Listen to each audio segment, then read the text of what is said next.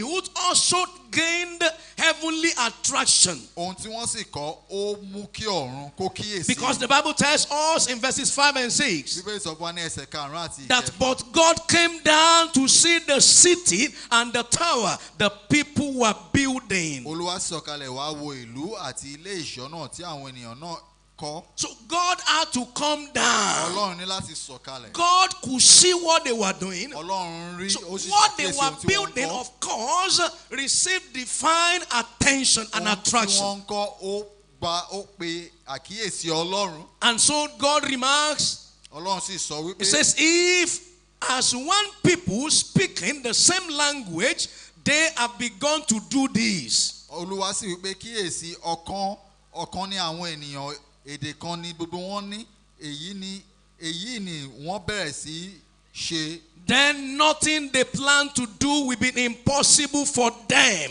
Ǹjẹ́ nísinsìnyí kò sí ohun tí a ò lè gbà lọ́wọ́ wọn. They had a vision. Wọ́n ní ìran. They include everybody. Wọ́n kó gbogbo ènìyàn dání. They were walking, with all their strength. Wọ́n ṣiṣẹ́ takuntakun. And also what they were doing received divine attraction. Ohun tí wọ́n sì ń ṣe ó pe àkíyèsí Ọlọ́run. And so it means that God himself acknowledged that what the people were doing was something great. Ọlọ́run tìkára rẹ̀ ó mọ̀ wípé ohun tí wọ́n ń ṣe ohun ńlá ni. And of course which could lead to other great things. Tí ó sì lè tún fa ohun ńlá mìíràn dání. So there was that divine acknowledgement Ọlọ́run tìkára rẹ̀ ó mọ rírì ohun tí on wọ́n what ṣe. they were doing. Ó mọ rírì ohun tí wọ́n ṣe. So the building fathers can derive strong principles from all these builders of the tower. Bàbá tí yóò jẹ́ ọ̀mọ̀lé ìjọba ọ̀run ó gbọ́dọ̀ kẹ́kọ̀ọ́ láti àwọn tí wọ́n kọ́ ilé The ìṣọ́ Bábélì. principle of unity. Ìlànà ìṣọ̀kan. The principle of building with quality materials. Ìlànà lílo ohun èlò tó jẹ́ iyebíye. The principle of vision. Ìlànà ìran. The principle of hard work. Ìlànà ṣíṣiṣẹ́ The takuntakun. principle of inclusive leadership. Ìlànà kíkó gbogbo ènìyàn The papọ̀. principle of heavenly attraction. Ìlànà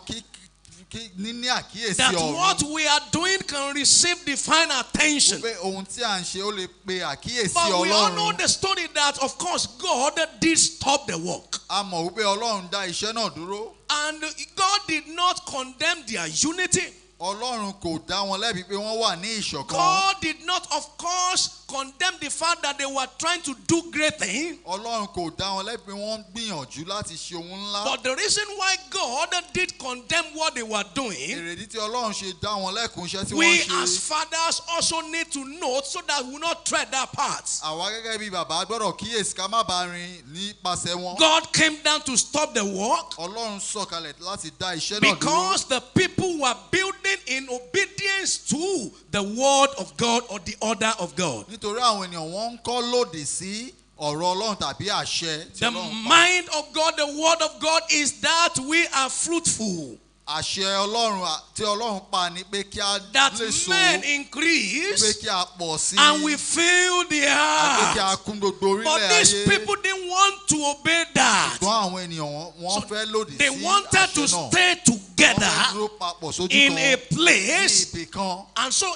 God came down to stop their Torí náà work Ọlọ́run sọ̀kalẹ̀ láti dá iṣẹ́ náà dúró. because they were building in disobedience to God. Nítorí wọ́n mọ ní àtakò sí If we're going to be àṣẹ Ọlọ́run. fathers that will serve as kingdom builders, Tí a ó bá jẹ́ bàbá tí yóò jẹ́ ọ̀mọ̀lé gẹ́gẹ́ bí ìjọba ọ̀run. we must desist from acting contrary to the word of God. A gbọ́dọ̀ dẹ́kun ká máa ṣe lòdì sí ọ̀rọ̀ Ọlọ́run. Which means fathers as kingdom builders, they know the will of God. Èyí túmọ̀ sí pé bàbá gbọ́dọ̀ mọ ìfẹ́ Ọlọ́run. They live the will of God. Wọ́n gbé ìgbé ayé wọn gẹ́gẹ́ bí They ìfẹ́ Ọlọ́run. lead the will of God. Wọ́n sì ń ṣe aládarí They pẹ̀lú pursue ìfẹ́ the Ọlọ́run. will of God. Wọ́n ń lépa ìfẹ́ Their hands, Ọlọ́run. their lives, and their all are positioned at the center of the will of God. Ayé wọn, ọwọ́ wọn àti ohun gbogbo tí wọ́n ṣe ó gbọ́dọ̀ wà láàrin gbogbo ìfẹ́ You know, Ọlọ́run. fathers that will serve as kingdom builders, Bàbá tí yóò jẹ́ ọ̀mọ̀lé ìjọba ọ̀run. they are not disobedient fathers. Wọn kì í ṣe àìgbọràn. They are obedient fathers. Wọ́n máa ń ṣe ìgbọràn. And God came down to stop the work Ọlọ́run sọ̀kalẹ̀ láti dá iṣẹ́ náà dúró. because they were building without specification from God. Nítorí wọ́n mọlé náà láì gba ìlànà láti ọ̀dọ̀ And the Ọlọ́run. motive for building was quite wrong. Ète wọn ó sì lòdì.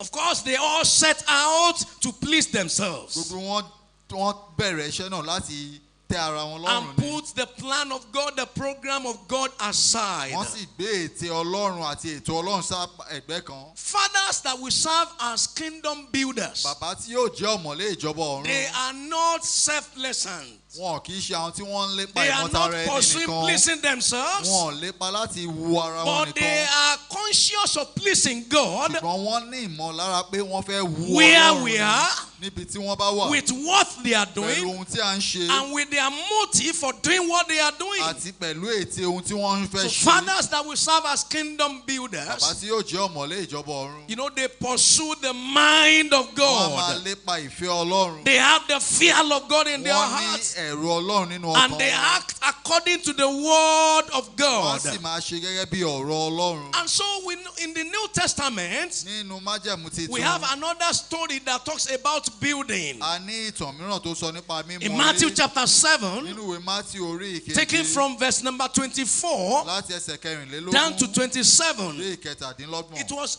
Jesus speaking here, Jésù ló ń sọ̀rọ̀ ní and he abala was yìí.